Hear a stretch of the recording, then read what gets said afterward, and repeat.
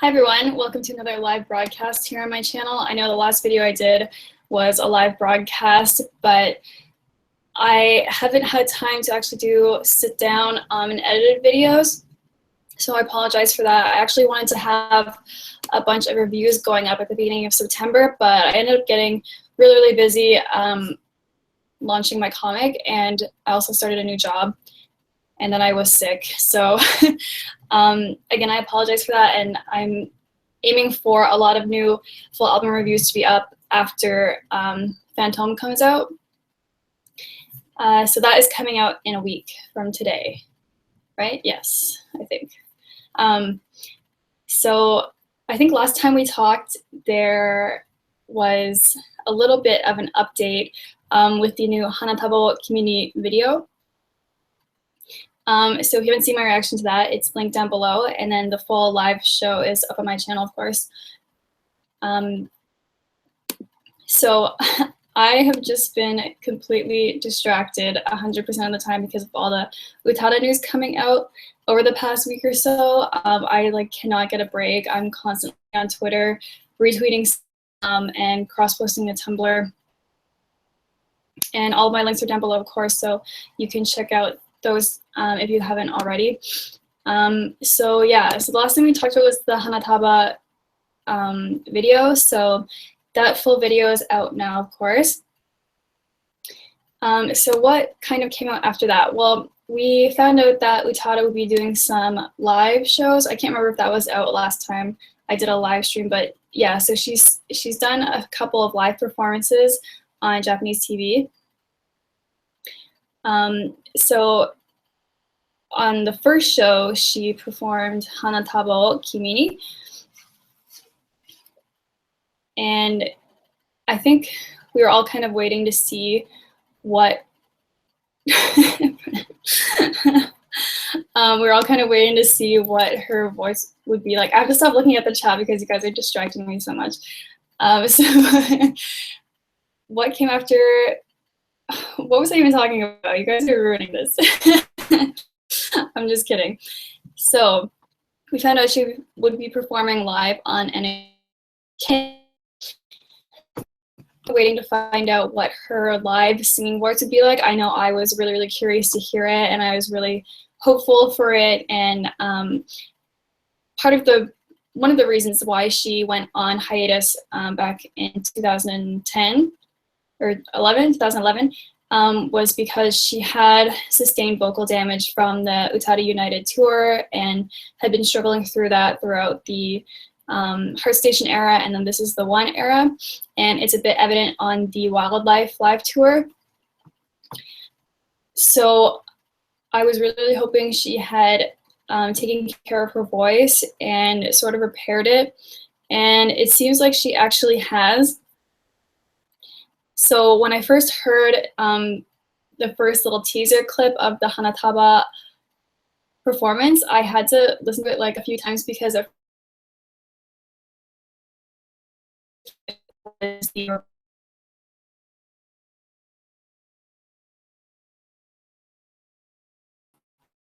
state is healed. Oh, hi Quentin and Tammy in the chat, and hey everyone in the chat. I see some familiar faces like Ronnie, Becky, Thomas. Who else? Did I say Ross? Roz, Quentin, Brett, thank you for tweeting at me.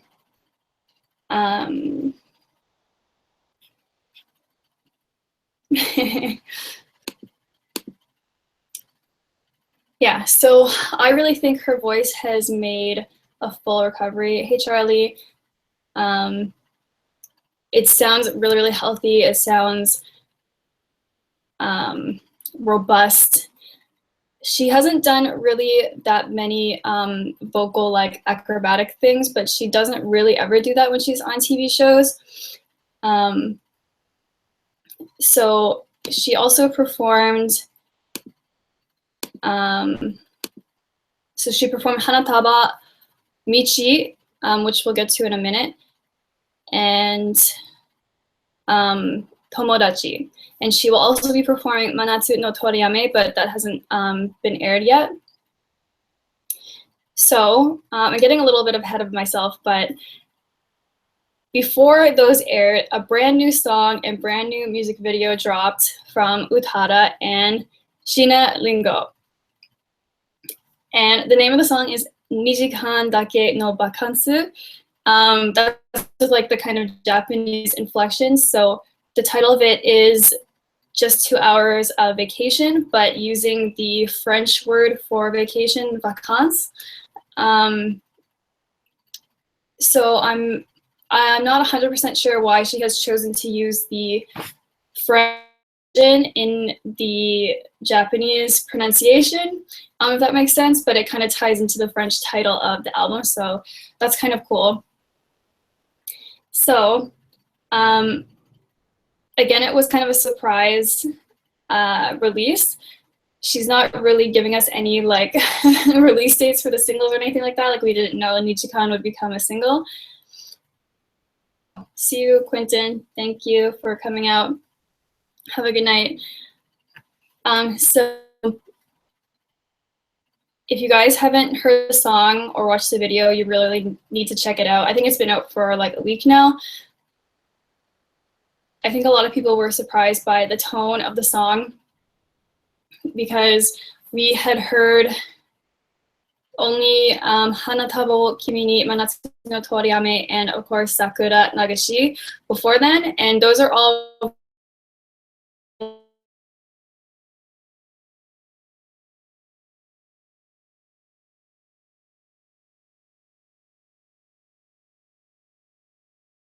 about the album, and she kind of explained in like one sentence each of the songs. She did say that the first track of the album was more upbeat, more of a danceable song, and that kind of led me to believe that the rest of the album would be very, very depressing and sad. And she's totally flipped it over now. So Nijikan dake no vacance is like this jazzy sort of timeless sounding song. Like it has this UTADA signature on it, but she also brought in this more experimental sound, and of course is featured on it. So they take turns switching parts in the song. So they switch. UTADA does like the first verse and first chorus, and then they switch, and then the last chorus they sing together. And honestly, I haven't listened that much to Shina Ringo. If you guys watched my review of the cover album, UTADA HIKARU no Uta, I did say that Shina Ringo's voice can kind of be in the grating area. It just started to pour rain. My window's open, so if you guys can hear background noise, I apologize for that, but it's too hot to close it. So I actually really liked Shina's voice on her cover of UTADA, and as well as the song Nijikan. Her voice didn't end up going into the shrill range, and I thought it sounded really good. Their voices have two different sounds. So UTADA has like this mellow sounding voice,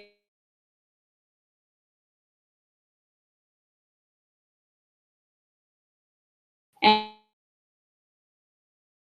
so they sound completely different on the track, which is kind of interesting.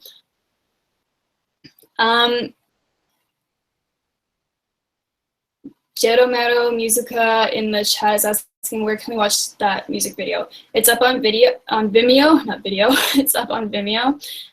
Just search Nijikan and it'll come up. If you search UTADA Hikaru, it won't come up. So yeah, the video itself, it's kind of early for me to say, but I'm pretty sure that it's my new favorite UTADA Hikaru video.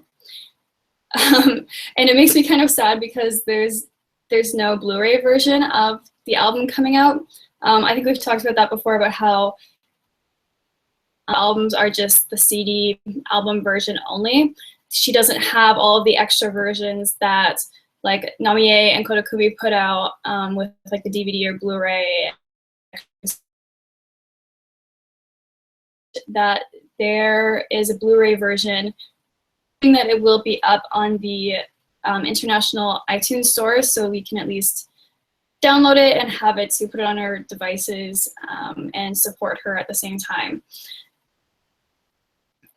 So the video is this awesome, like spacescape, sci-fi themed, sort of Star Wars-esque, like alternate futuristic sort of themed video, and it looks really high budget. They really pulled out all the stops for her, and I saw a lot of people making jokes about that online, and I'm loving the J-pop fandom right now, you guys. I mean, you guys are all so funny with like your tweets and blog posts, and that's the reason why I have stayed in the J-pop fandom for all these years.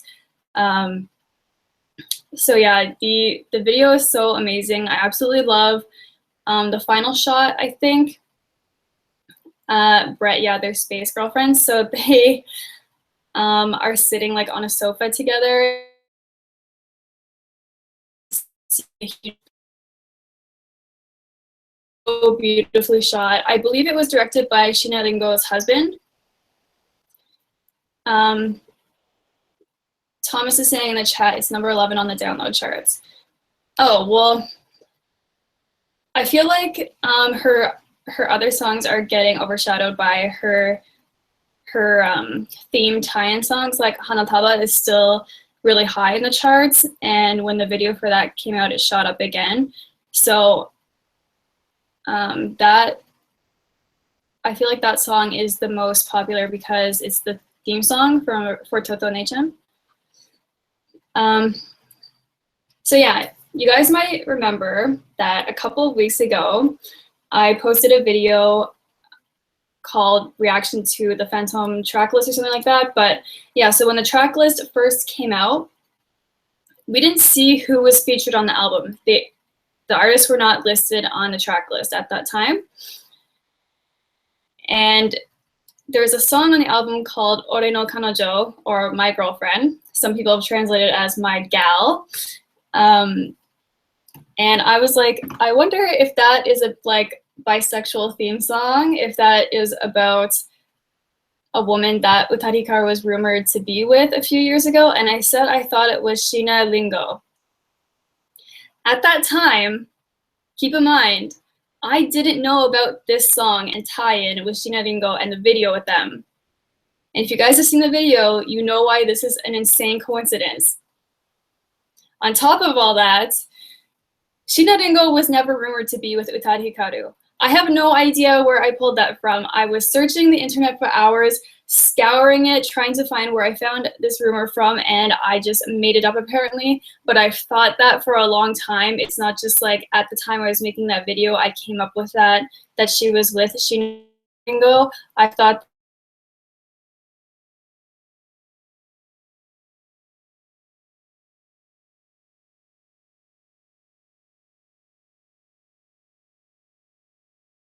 moment that I had predicted Shiina Ringo and UTADA HIKARU being together. Because if you guys have seen this new music video, they're basically lovers in the video. They don't kiss, they're not like nude and being like sexual and stuff like that, but the song Nijikan Dake no vacance is about a lot of you speculated in my video on the track list that it was like her afternoon delight theme song. So that is basically what the song lyrics are implying. And yeah, it's a really good song. I don't know if I said that already, but I've listened to all the new songs like 30 times. So they hold hands in the video. UTADA is basically at the beginning tried to persuade Ringo to go on like a drive with her. They want to take a break from like their work for just 2 hours. But yeah, Thomas was texting me earlier in the day telling me that he saw people saying that they were just friends and they were supposed to be just best friends in the video. There's a huge part of the video where they're cuddling together. UTADA is like laying on Shinadengo's chest, and she like caresses her face and like looks at her lips in like a horny way. And I was like, that's no, that's not what friends do. It's definitely not implying that they're just friends. So yeah, I really love the video. I love just the overall style of it. I love that she has made a video about being with a woman, but it's really tasteful and it's not very like sexualizing. Not that she would ever do a video like that, but it's not like the AKB video where they're like kissing each other on the lips and like laughing about it.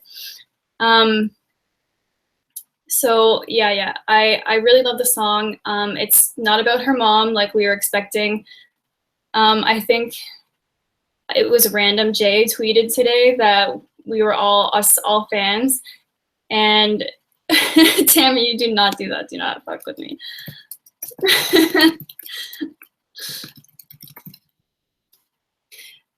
God, okay, I have to stop looking at the chat. Like, you guys are throwing me off again.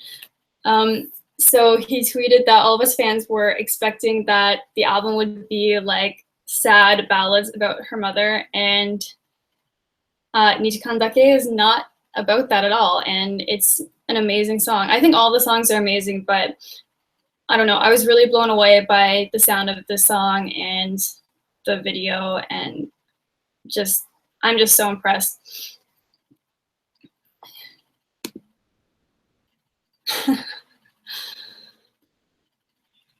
So Master Zemnis in the chat asks, if no one asked yet, have you heard the new Simple and Clean remix she made for Kingdom Hearts 2.8? Yes, I have. Don't worry, it's not off topic, like you're saying in the chat, but I have heard it. I have got to say, I don't care that much about it.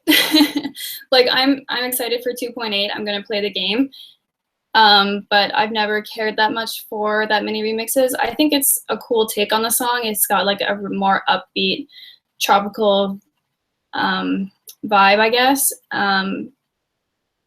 But I mean, right after that remix came out, we heard a clip for another album track, which is Michi, the opening track of the new album Phantom. So that really just like overshadowed that remix, and I just kind of like threw it away. Like, I don't really care about it anymore.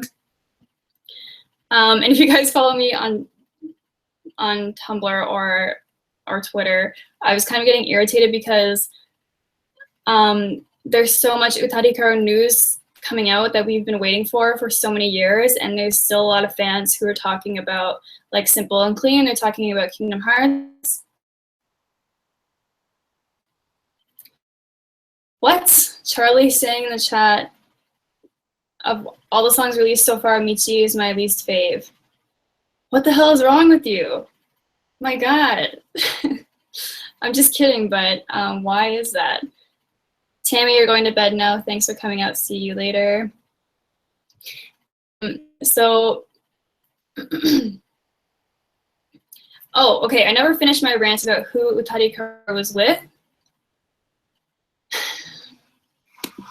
So, through my Google digging, I did find who Utada was rumored to be with a few years ago. And by a few years ago, I mean in 2010. This was during the Heart Station era. And she was photographed several times with Fukada Kyoko, who is a Japanese actress. And if you just Google Kyoko Fukada and UTADA HIKARU, or whichever order you want to write their names, there is a picture of them together, and they are friends, and they were photographed several times hanging out together, including at lesbian bars in Tokyo.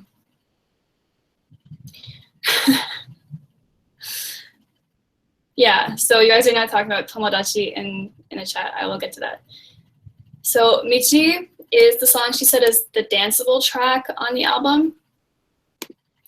And it is so amazing. Like, I don't know what Charlie's talking about in the chat. I love Michi. Michi became, for me, like, to me,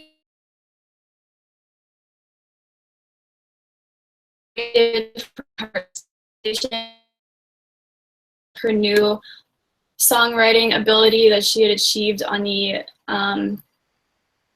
Singles Collection Volume 2, the original mini album that came with that, and just like leveled up from it. And I know that because they're new songs, I'm getting really hyped up about them, and like I have listened to them a lot.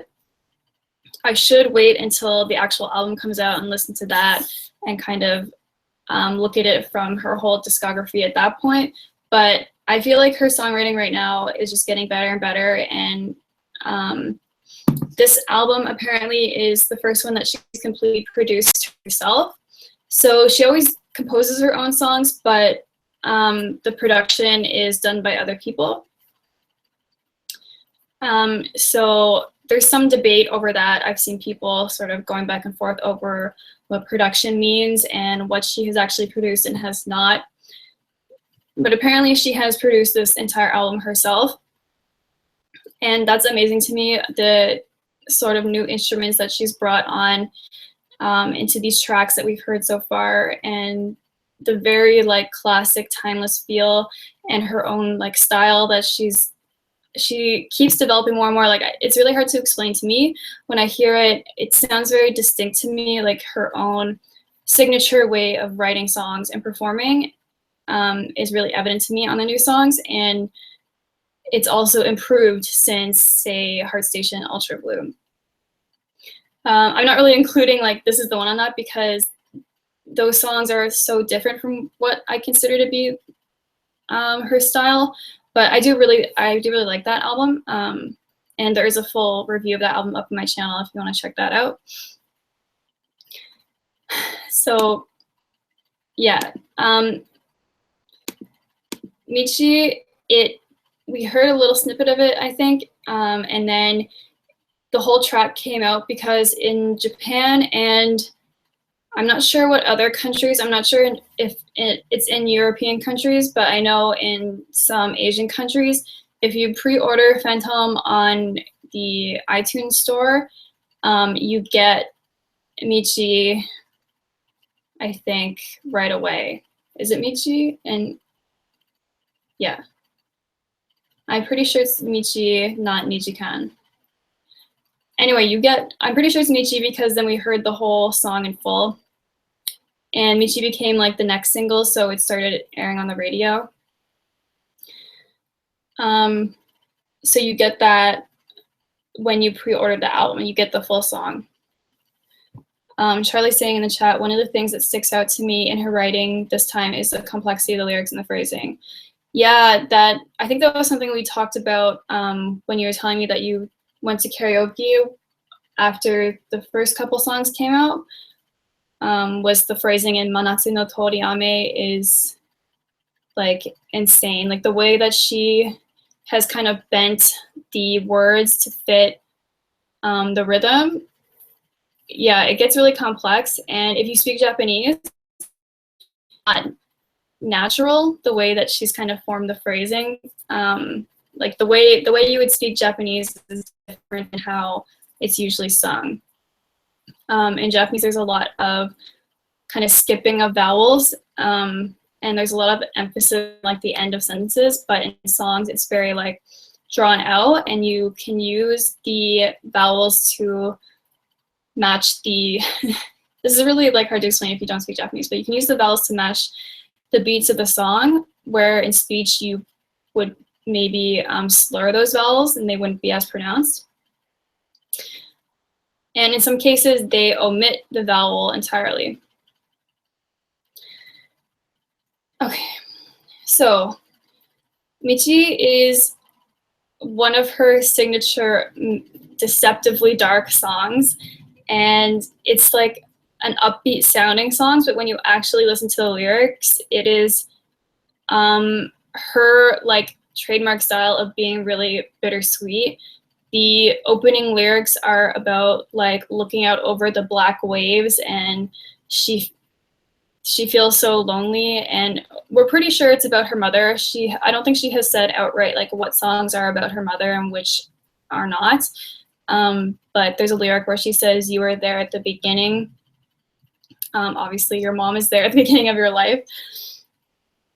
Brett keeps trademarking these descriptions of UTADA in the chat. It's really funny. She is very deceptively dark. And that's something I love about her, is that certain songs, they aren't outright. And that to me is very skillful. Like, it seems very skillful that she would be able to write about those specific types of mixed feelings that are often really hard to describe. And those are often my most favorite songs by her. So I don't know, maybe I just really relate to that. So yeah, no word right now on Kyoko Fukada and if she is still hanging out with her. And also no more news on her and Shina Ringo and their relationship. Shina Ringo is married and she has 2 kids, and UTADA Hikaru is married as well, and she has a young son, as we know. But I kind of got excited today. So yeah, so a lot of people after the Nijikan video came out were really celebrating UTADA Hikaru, myself included, as someone who was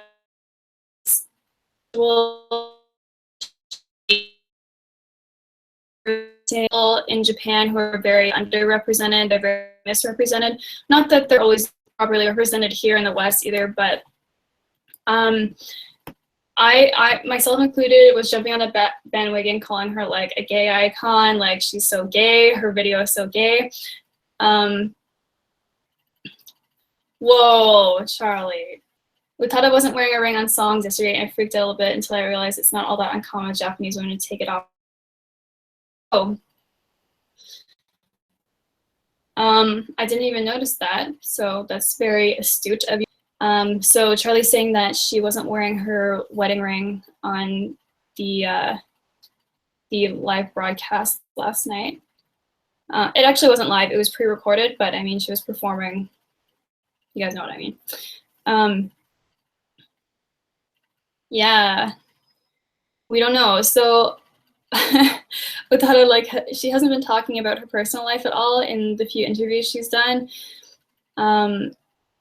We're assuming everything is okay. Maybe they have an open relationship, we don't know.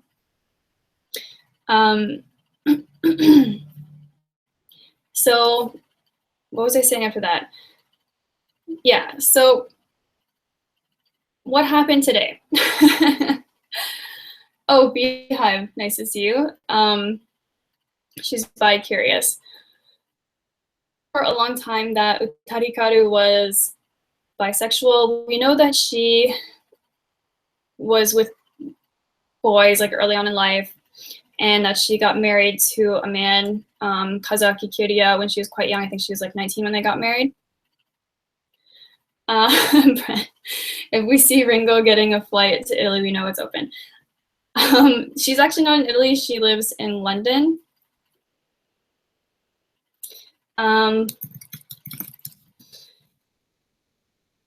So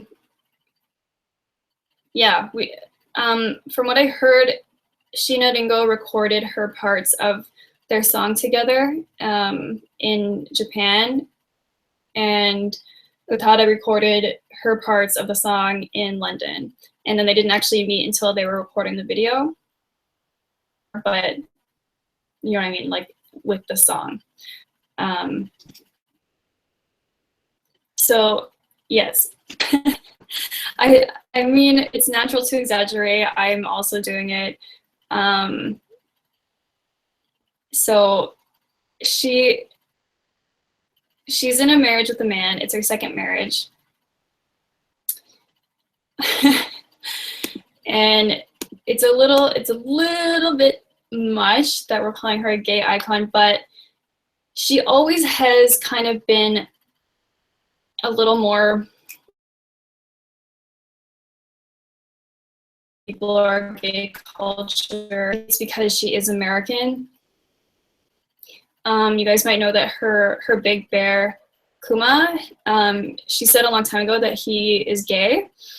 But I mean, that's a bear.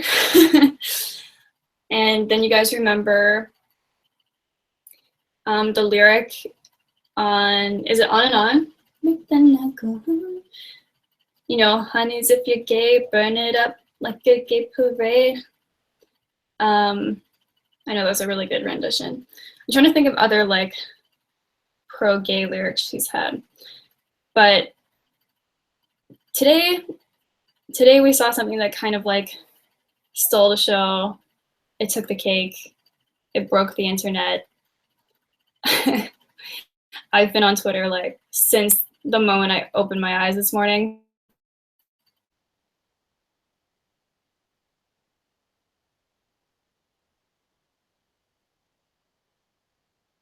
That other pretty momentous thing was that she performed an album track live. Like she performed an album track to the public before the album has even come out.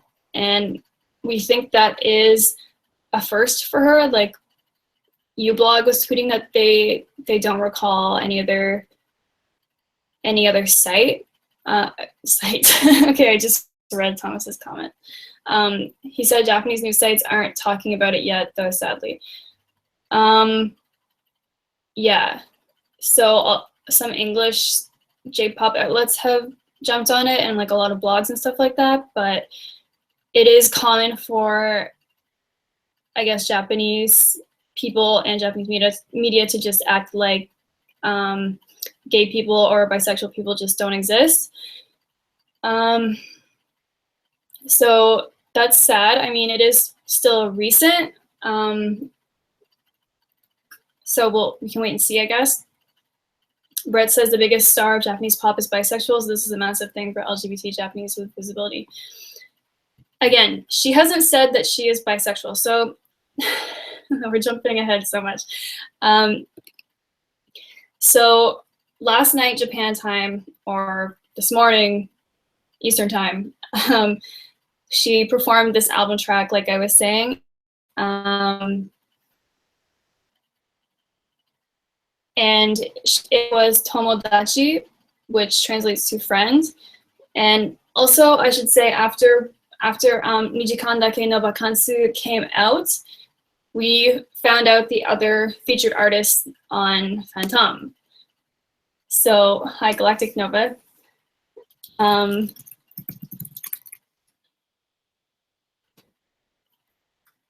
So, if you guys are fans, which I'm assuming you are if you're watching this, you know that UTADA HIKARU like does not work with other artists hardly at all.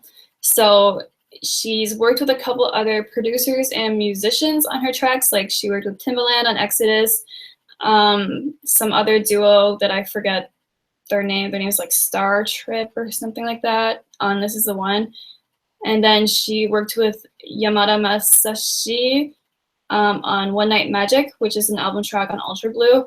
And like I said in my review of that, he's hardly even in the track. He's basically like backup vocals, but he is a credited featured artist on that track. And I think if my memory is serving correctly, that is the only featured artist she's ever had on her studio albums. Featured vocalist, I should say. So when Nijikan dake no vacance came out featuring Shina Ringo, we also saw that there would be 2 more featured artists on this album. And keep in mind, this album is only 11 tracks long. So that's 3 out of 11 tracks that are featuring other artists. UTADA, who has only ever featured 1 other artist in her life, that is a huge deal, and that was completely unexpected for me. So on Bokyaku, or Forgotten, or Oblivion, depending on which translation you're looking at, is actually a rapper named Ko. I think that's how you say it. His name is spelled Kohh. I've never heard of him before, and I'm very, very curious about that track, and I have no idea what to expect from a rapper on an UTADA HIKARU track. So that was definitely interesting. And then thirdly, we have this new track that we heard today,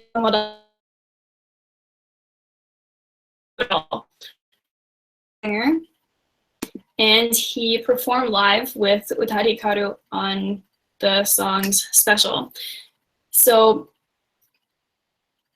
I kind of died when Tomodachi started playing. I just felt this massive sense of she's back, and I just felt so grateful that she has maintained herself as an artist through all of these years as like a huge pop star, but she's also grown and matured, and her music has gotten so, I don't want to say better because I've always really liked her music, but she's just grown so much as an artist, but at the same time she's still herself, and she still has this unique personality that comes through in her music. And her voice sounded amazing on the live performance. So when I first heard it, I didn't know what Tomodachi was about. And despite being called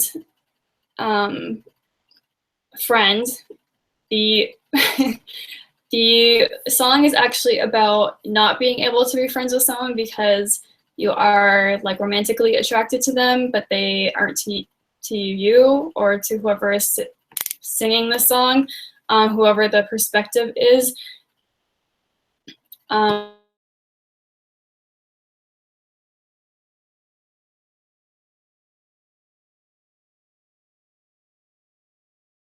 Beehive in the chat. Yeah, I'm gonna get to that in a second. So, so we have all the speculation going on about what's going on with UTADA HIKARU. Has she been with women? Was she with Kyoko Fukada? Is she with Shina Ringo, even though they're both married to men? And then she did a little mini interview before she performed the song, where she said that the song Tomodachi is about basically a gay attraction. So the person who you guys are commenting about leg, I'm really sorry about that. If you want to come back later, you can. If once the video goes up on my channel, it'll be fine, I think. My laptop is being really slow today, so I don't know if it's that, but yeah, I apologize. Beehive is saying, Cole is awesome. He went viral and became well known among rappers and fans worldwide. Yeah, I saw on Twitter that he was featured on a Western artist song. I should have looked that up before I did the stream, but yeah, so that's stupid that I haven't heard of him before. I should probably check out some of his music before the album comes out. Frank Ocean. Okay. And that Frank Ocean, that's interesting too because he is bisexual as well. So basically everyone is bisexual. Thank you, Thomas. So then she comes out with this song where she has written it from this point of view of liking someone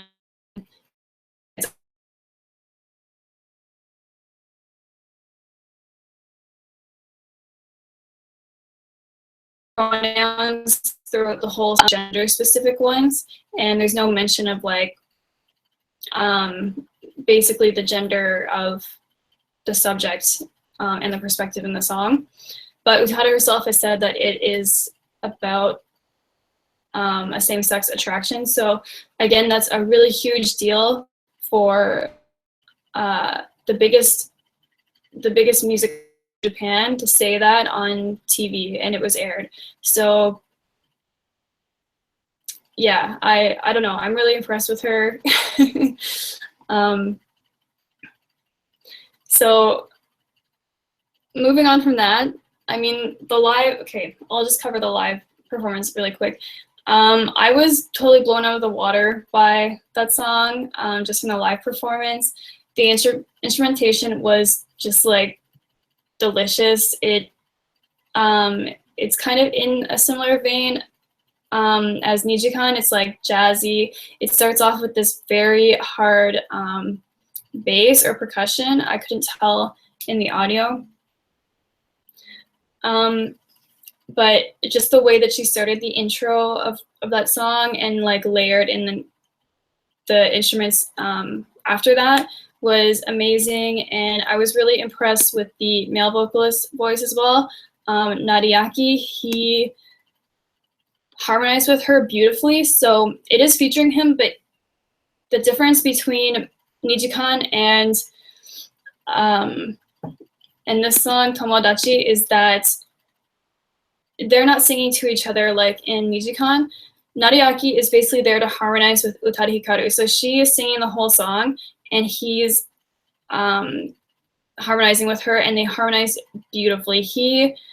His voice is like, it's kind of similar to Utada's in a weird way, because their voices layer over each other perfectly, and he can actually sing so high.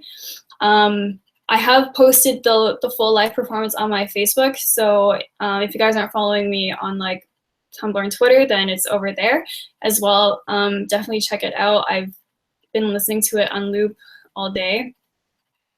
And yeah, I would almost say he can sing higher than UTADA Hikaru. So yeah, jumping back to what I was saying before, she hasn't been doing any like crazy vocal acrobatics in her live performances. And it seems like she's always been this way, maybe since like the Ultra Blue era, maybe not before that. But since then, it seems like she gets very, very nervous when she is performing on a television stage, or like on a set, I should say. Thomas says his falsetto is my shit. It's your shit or the shit?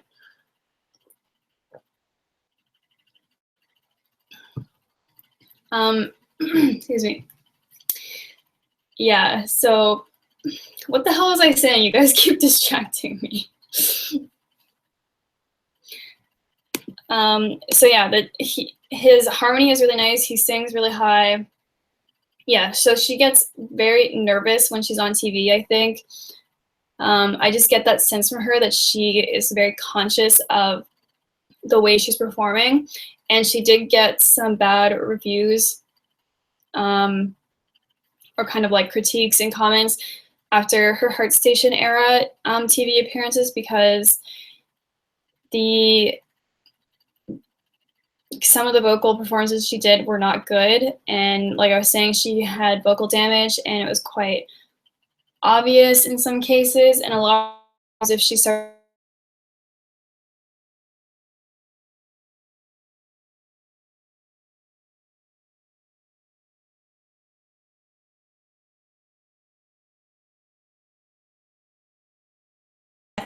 she was quite aware of that when the first couple of songs, Hanataba and Michi, she stuck to the recorded versions, and it seemed like she was kind of like afraid to move around too much, and that was fine. Like, she did deliver a really nice, solid performance, but it didn't feel like it had like the 1000% impact that like her live performances tend to have. By live, I mean like in her concerts.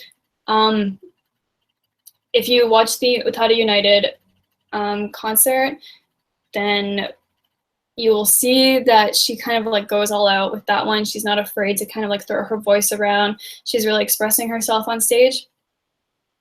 And I think we kind of just get the sense that on TV shows she's a little more nervous. However, during Michi, she was sort of like grooving a little bit. She was kind of like moving with the music. She was getting into it a little bit. And then in Tomodachi, she was like actually dancing almost. And UTADA Hikaru is not like a dancer. She's a musician.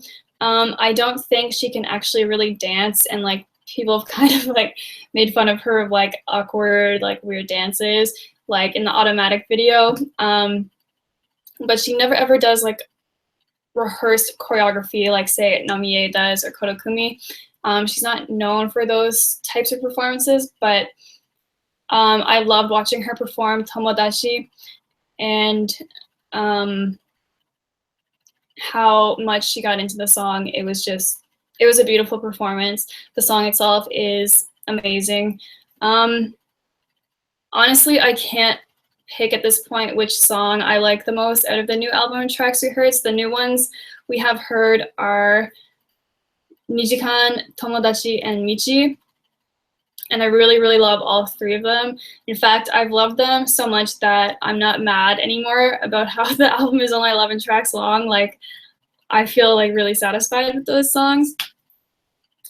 So yeah, we've actually heard half of the album now, at least. So we still haven't heard Ningyo, Koya no Okami, Bokyaku, and Jinsei Saiko no Hi. But now we have heard everything else, which is really crazy. So that's only 4 tracks that will be kind of a surprise on the album if nothing else comes out before them.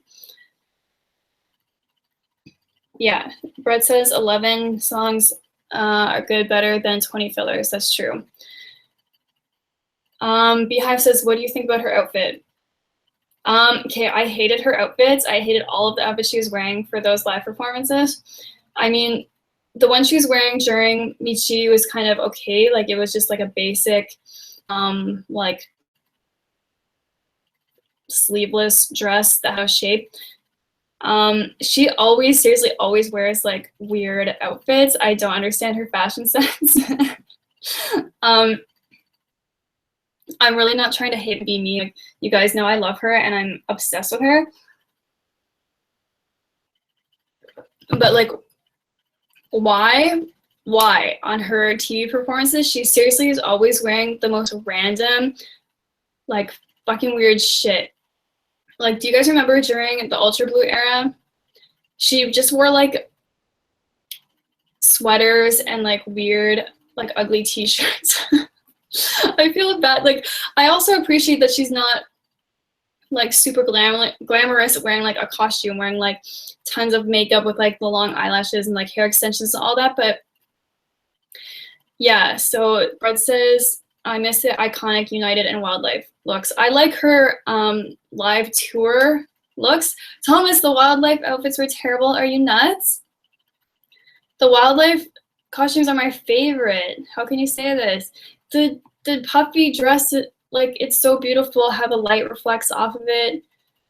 Oh, you're the worst. Sorry, oh my god, my foot's falling asleep.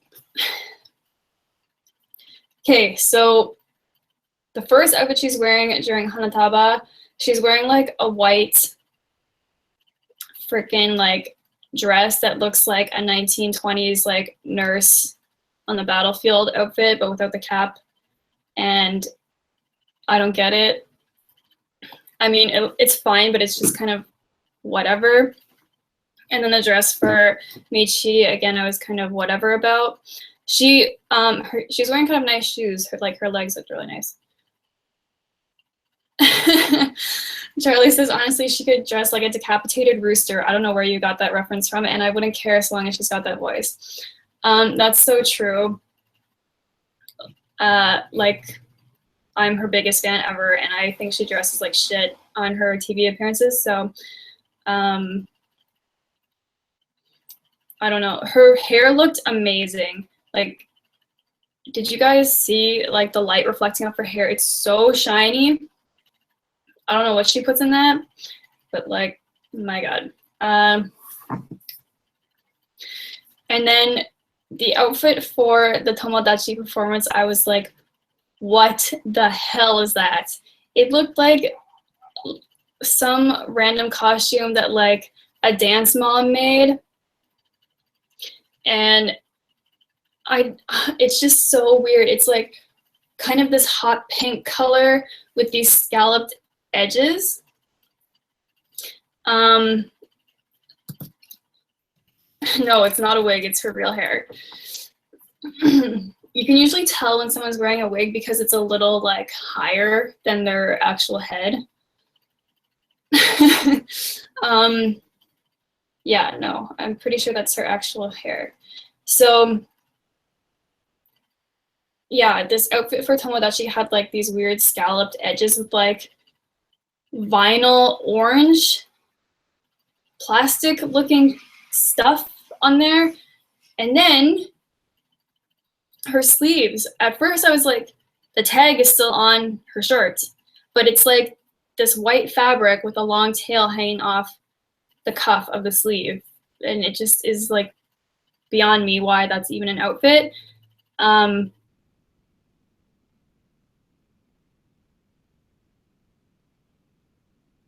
Did really well.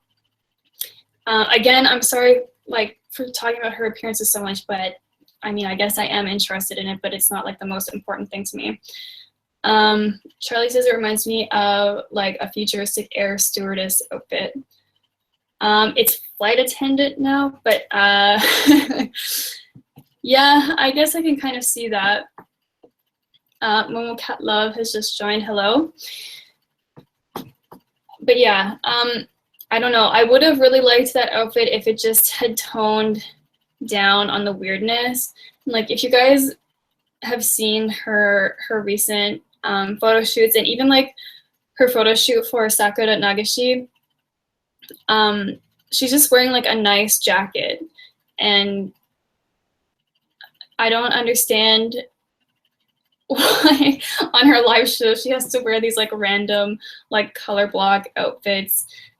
But I mean, I guess she certainly stands out in that respect. So, not trying to diss.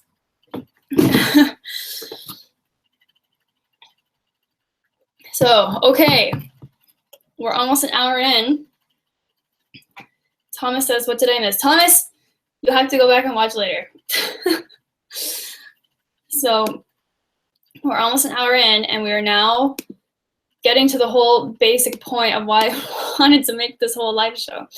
So, we've covered that there were rumors already surrounding UTADA HIKARU about her being with a woman, and that she has now made this kind of like lesbian dalliance video with Shinaringo.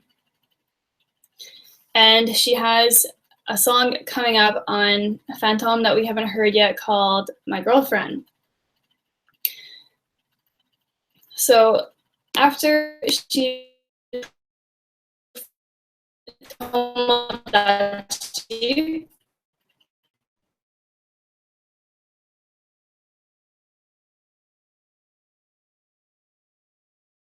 interview that it is about a same-sex romance or attraction and unrequited love.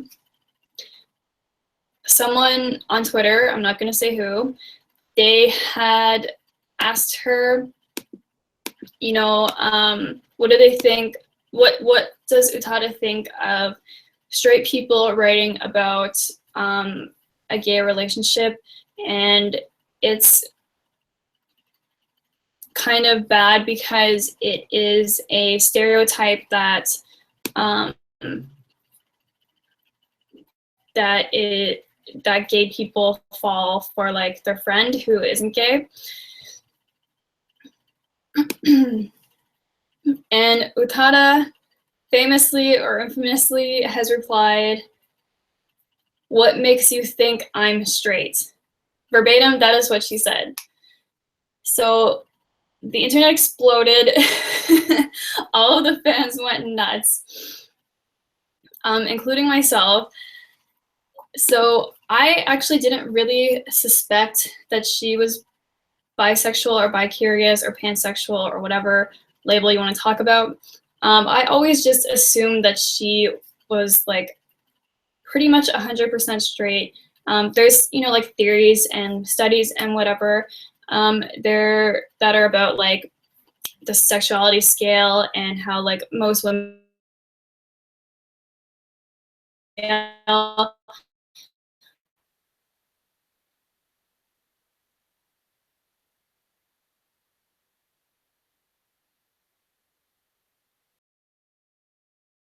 charge of like looking after their village or something like that. It benefits them to be close with other women because they help each other in a lot of different ways. So I don't know where I'm going with this, but the tweet blew up. Everyone came for this guy who had who had originally tweeted to her, and he like immediately changed his tack, saying that I take it back, I love you. And yeah, so now everyone is saying it's her coming out tweet and that she is bisexual. I haven't seen anyone saying pansexual. A lot of times, like, girl love expert. I kind of looked into it a little bit.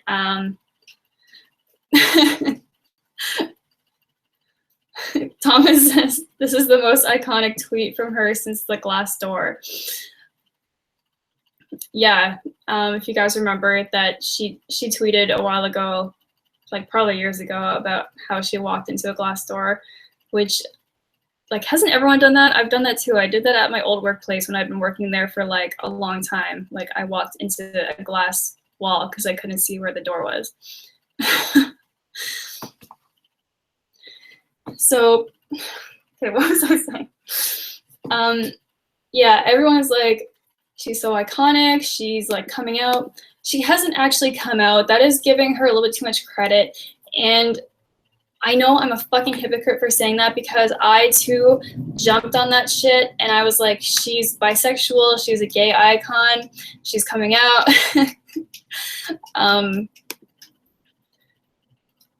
The Glassdoor tweet got like 100K retweets. That's crazy. Yeah, so she did make this tweet in English, so we don't know yet, because it was quite recent, how it has actually crossed over into like the Japanese media and to Japanese fans' minds. Right before I started the live show, she did tweet about like her iPhone.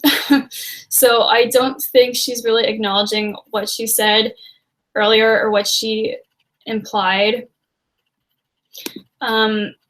So we kind of just have to wait and see what comes out of that, if anything. She also said that following that tweet up, she said that why wouldn't straight people be able to write about gay people? That would be very alienating. And then Thomas, I saw that you replied to her saying that you appreciate the representation, whether it's from a straight person or not. And I've got to say, in all honesty, after I said that I jumped on that bandwagon, I was really like celebrating that she said that she might not be 100% straight. That both sides have a valid point. And I think that the person who did tweet at her, who kind of came for her, sorry, like I said, I had a cold, so my throat keeps getting really irritated. That he said it's not that good for straight people to try to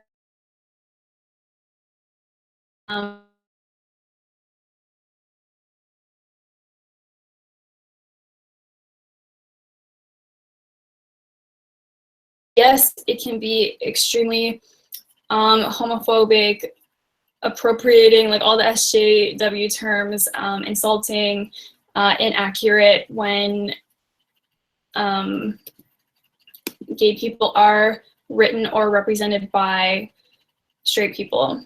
And the issue I'm taking with his tweet and coming at her like that is that he just said that she is not necessarily straight. And she didn't imply, I mean, the song doesn't say right out who it's about, so it could imply that is about a bisexual person. And if she is bisexual, she's writing about a bisexual experience, then it would be an accurate representation. And yes, it is a stereotype that gay people like their straight friends. But at the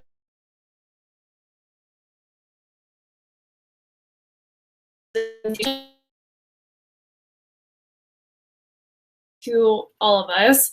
If that hasn't happened to you, then like congrats to you, but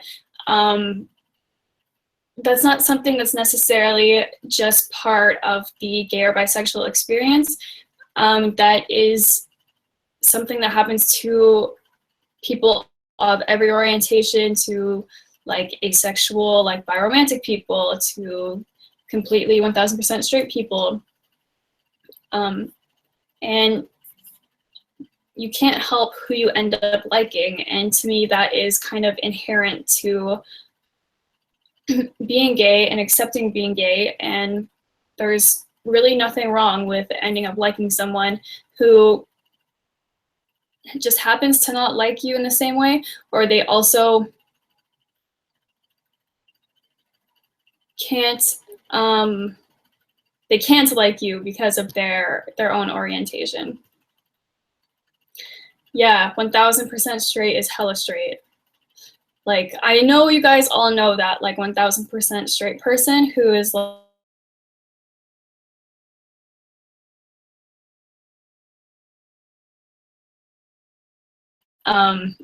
yeah, I mean, they might not even be straight, they might just be in denial. You never know, right? So, yeah, I personally don't really have a problem with it, with her representation in this case. I don't know a lot of her gay fans who do have an issue with it. There are a couple I did see on Twitter, like this guy who did come for her, and people, and people who agreed with him. But for the most part, I think representation is really, really appreciated. I really appreciate it. I enjoy it. I like things that are against kind of the norm. They're against the expected. And UTADA Hikaru does write the most often about love, and she wrote a song called Friend that is not just about friendship. And yeah, I don't know, I really appreciate it, but I think there is a valid point of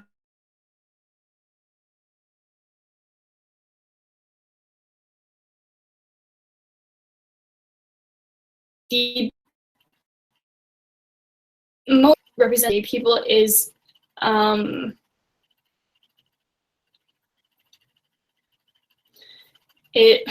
guys distract me, is the talento who are like cross-dressers, or they're trans, or they're gay, but they're basically there to be comedy relief, and their sexuality or their gender orientation is not taken seriously.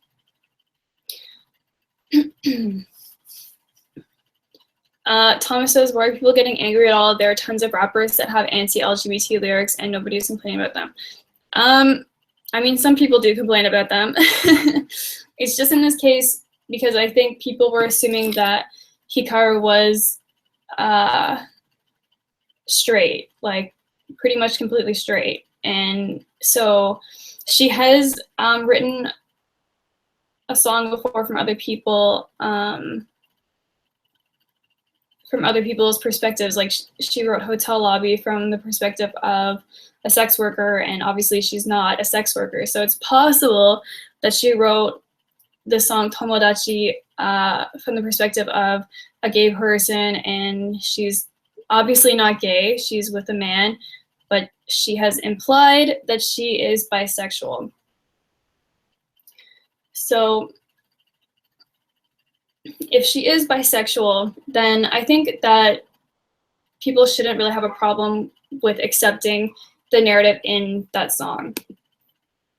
Are stereotypes harmful? Yes, but I think it's a lot better to have this kind of representation, and help people accept that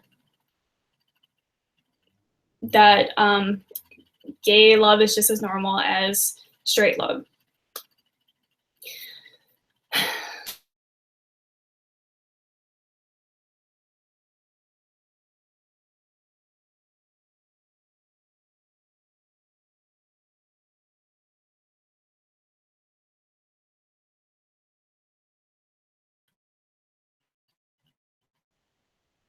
She beg, I don't know what that means. Hotel Lobby is underrated. Hotel Lobby, like I said in my review, it should have been the lead single off that album, Exodus.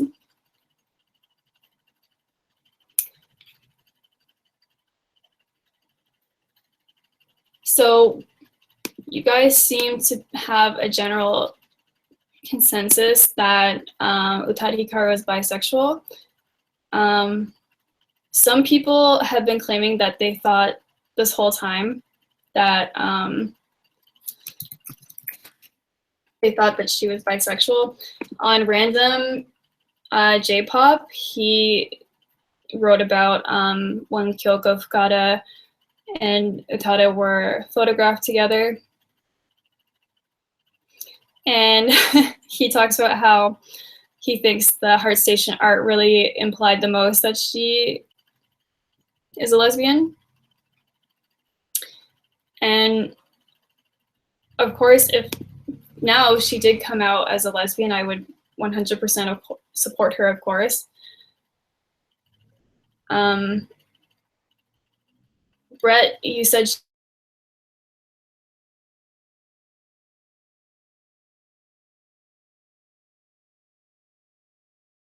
you think I am straight. Like, yes, that is basically implying that, but it's not saying that she is not straight with complete clarity. You know what I mean? And I'm really not trying to detract from it. Like, I really actually want her to be bisexual. I want her to come out about female relationships that she's had. But I'm just trying to be honest. Yeah.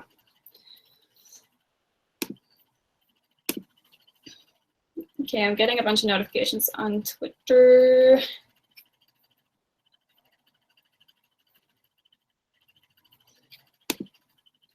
Yeah. I think that's about it that I wanted to say so far. I'm running out of steam. I hope you guys enjoyed the live performances. I definitely did, and I'm really happy to hear that her voice has basically made a recovery, and she sounds really good. And the new songs I'm really impressed with. I'm really, really happy with those as well. And she's probably bisexual, and this is probably like her, like half of the album is like about her mom dying, and the other half is about her with like her lady lover story. So yeah, I can't believe the album comes out in 1 week.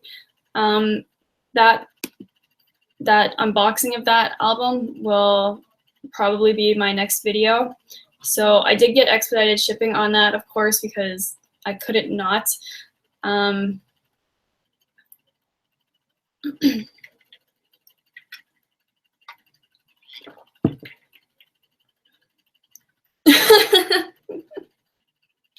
my god. Okay, Thomas is saying in the chat, not even Ken Hirai has come out.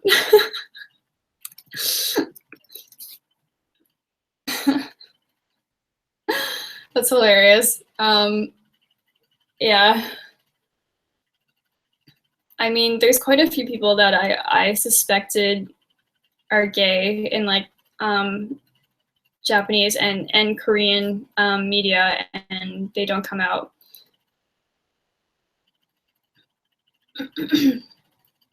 Oh no, there's a troll here.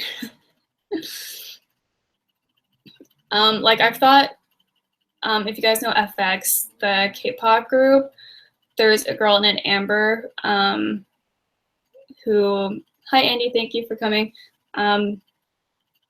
Like everyone is waiting for Amber to come out, and I need people to stop acting like she likes men, because she just doesn't. I know you're saying Amber is not gay, but I'd bet money that someday she will come out. I'm pretty sure any gay J vloggers. There's a bunch of gay J vloggers. So Amadofu, he does a lot of Pokemon related videos, and he was in my video when I met everyone in Tokyo. Brett says Amber is as heterosexual as I am and I'm gay. Yeah.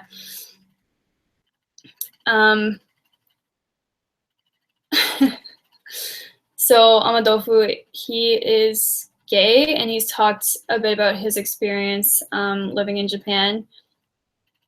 Who else? There's a couple smaller channels. I'd have to look up the actual usernames for you, but they are linked in my video, again, where I met them in Tokyo. So a few of them are in my video. I don't know of any lesbian J vloggers. I only know of gay men. So yeah, that's about all that I know of right now. Yeah, Andy says some people Amber is actually trans. I've wondered that as well. Of course, being gay and being trans are not the same thing. A lot of people who are ignorant think that. But yes, Beehive says Boa is gay. Boa is so not gay. Boa is one of the ones who strikes me as being like 100%, 1000% straight. Crystal K, I think, could be bi-curious or bisexual. Minzy from To Anyone, she, I'm pretty sure, is bisexual or like completely gay but closeted. I think because she's very like religious, her parents are very religious. Who else? CL is bisexual. CL is like pansexual. Kodakumi, we know, is like bi-curious. Kodakumi is pansexual. Okay. 90% of K-pop boy groups are gay. Yes. Yes. Galactic Nova.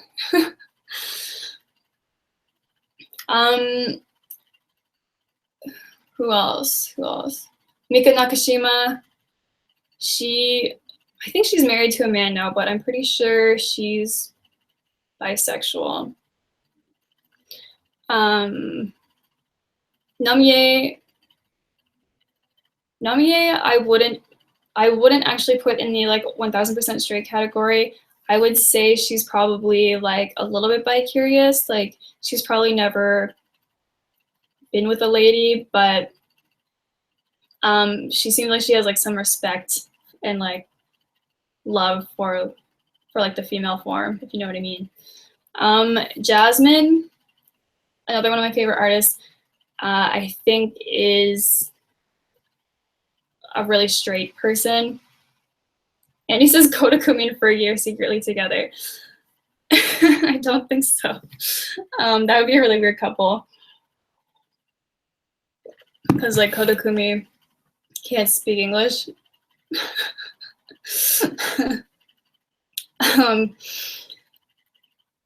Who else was I saying? Jasmine is pretty religious as well. She's a Christian, so I think she's straight. Crack ship. It's true, love can pass language barriers. Kato Emilia, I'm pretty sure she's like 100% straight as well. Hamasaki Ayumi, she like, okay, let's talk about Ayumi for a minute. She like doesn't even know who she is. She just filed for divorce from her second husband, which Ben, I don't think you're watching. I haven't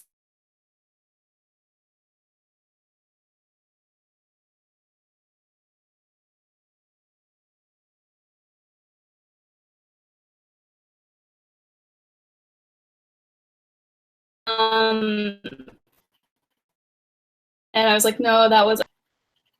Thomas says you think Kato Emilia is bi. Thomas, why do you think that? I'm just curious. Ryan says, what do you think Hyuna is? I don't know what the fuck Hyuna is. Okay, I'm about to go off, but like, I don't get why Hyuna is like sexy. She had multiple lesbian videos. I haven't seen these lesbian videos from Kato Emilia. Okay, you need to see me immediately. I don't know about this.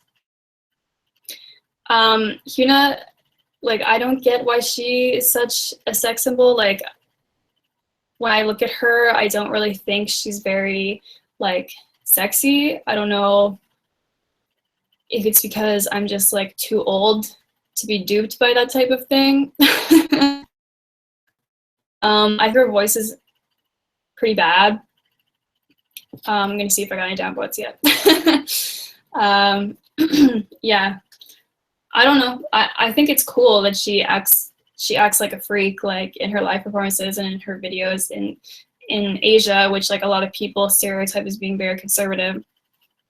And but I just don't necessarily like see her as an artist, I guess.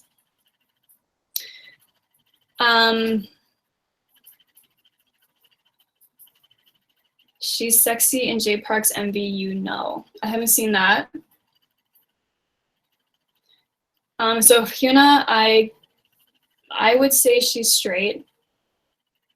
Maybe like gay for pay, if you know what I mean. Like she would have like a girl lover in a video or something like that for the attention.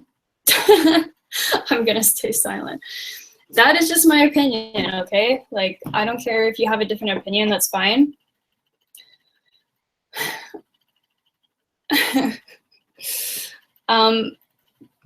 Brad says, I'm waiting for IU to say something about her sexuality.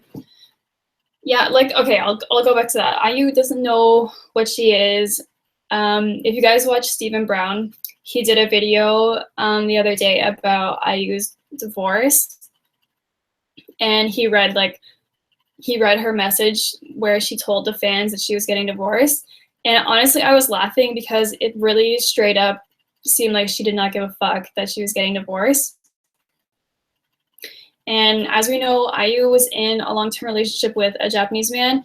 I think they were together for like 6 years, 6 or 7 years, and then they broke up. I don't think they were they engaged? I forget, but they weren't married.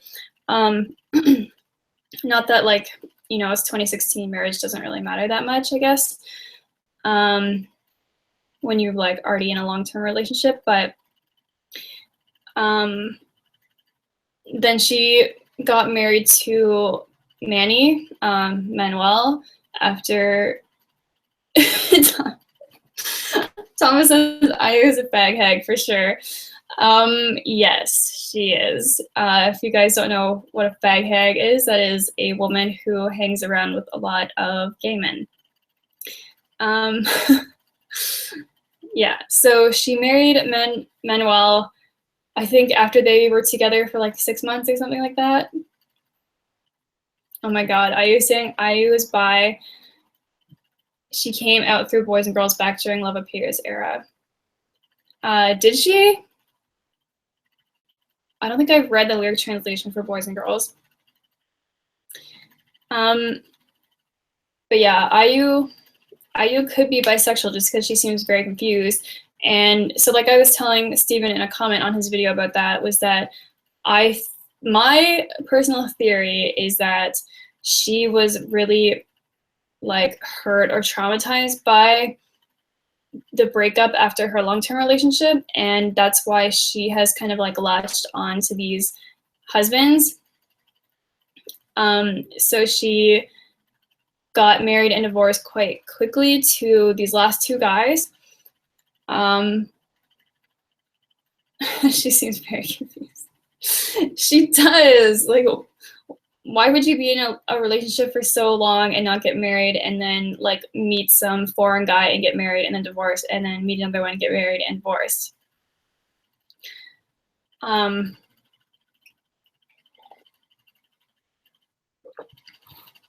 She also came out on the A Ballads cover at Lesbian as Queen. What? You guys are reading her. You were just... Let me look this up.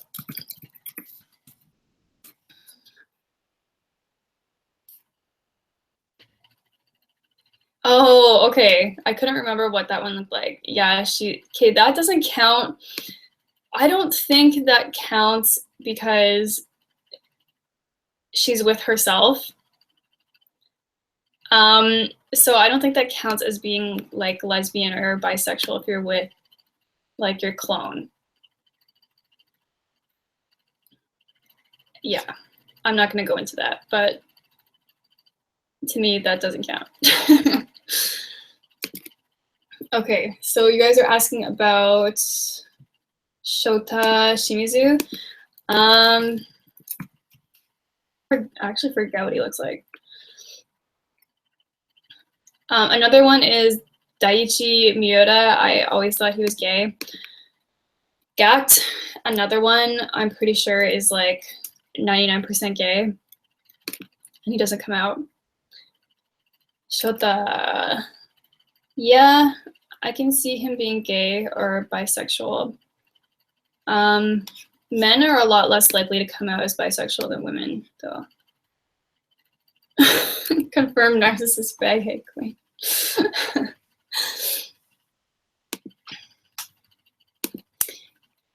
that everyone I want to talk about? Yeah. IU, if you're watching this, then Shota is 10,000% gay. Whoa. IU, if you are watching this and you need some advice, I think you just need to be alone for a little while. You need to like talk to your mom, take a little break from men, and you know, don't get married for a couple of years. You know.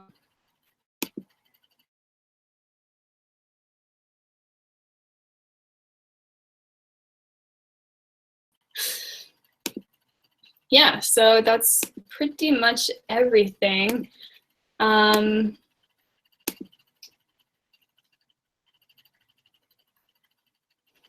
So if you guys have anything else to add, let it be heard now, because I'm gonna wrap this up. Yeah, I'm really looking forward to the album, and I'm hoping that it's not gonna be another billion years before the next album comes out. Oh yeah, that was another thing. IU, like, seriously, the day after she announced that she's getting divorced, she put up those, was it 2 pictures where she's like really like in sexy lingerie?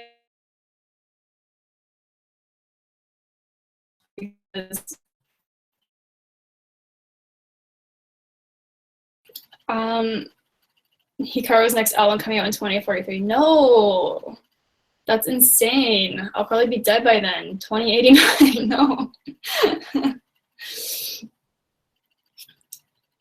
Next hiatus incoming. Okay, whatever, guys.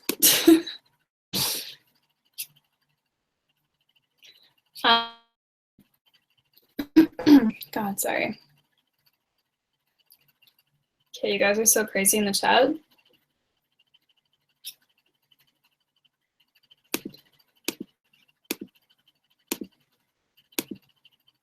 So yeah, I will be unboxing the Phantom album next week, and then I'll do a full like track by track review.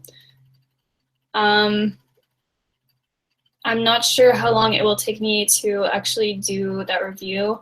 Obviously, I'm not gonna take like months to do it, but I really want to make sure that I listen to it a number of times and like give myself time to actually think about that and like look up all the lyric translations.